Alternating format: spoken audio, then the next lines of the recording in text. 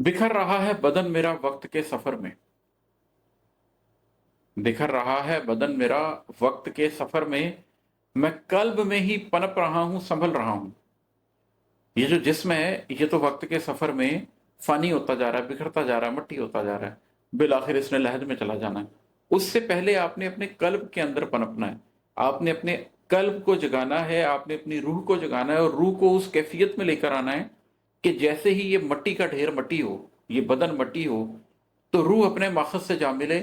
उसके रास्ते में कोई रुकावट ना आए, वो बिल्कुल तैयार हो कि वो नूर है तो वो नूरी रास्तों का सफर करेगी।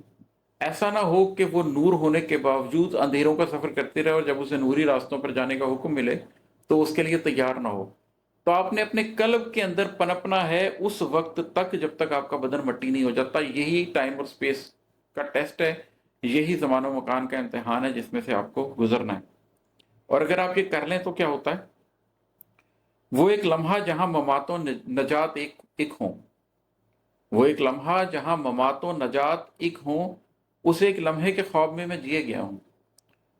कहते हैं जब मोमिन को मौत आती है तो वो मुस्कुरा रहा होता है। तो वो एक लम्हा कि जिसमें मवात मौत और नजात एक हो जाए, कि एक तरफ तो आप मर रहे हैं लेकिन दूसरी तरफ आप नजात पा रहे हैं। आपको ये तकलीफ नहीं है कि मैं इस मादी दुनिया से जा रहा हूं और मर रहा हूं, बल्कि आपको ये खुशी है कि मैं इस मादी दुनिया के इम्तिहान से गुजर गया और मैंने नजात पा ली। तो एक ऐसा लम्हा ढूंढना कि मौत आए तो वो बैक वक्त ममात भी हो और नजात भी हो। सिर्फ ममात ना हो, सिर्फ मौत ना हो, नजात उसका हिस्सा हो। उस एक लम्हे के ख्वाब में मैं जिए गया हूं। जीना ही उस एक लम्हे के ख्वाब में है। जिसने वो लम्हा हासिल कर लिया उसने अपनी पूरी जिंदगी कामयाबी से गुजार ली। और जिसने उस एक लम्हे का हसूल ना कर पाया, जो उस एक लम्हे को हासिल ना कर पाया, उसने अपनी जिंदगी मुकम्मल तौर पर ज़ाया कर दी। तो उस लम्हे पे नजर रखें कि जब मैंने जान देनी है तो अपनी जान मैंने अल्लाह को किस तरह से देनी है। एक शेर और सुनाता हूं। ये शहर गम है यहाँ का बासी हूं मैं भी तुम भी। ये शहर गम है यहाँ का बासी हूं मैं भी तुम भी। कई मुसाफिर भी हैं उन्हें भी मिला हुआ हूं।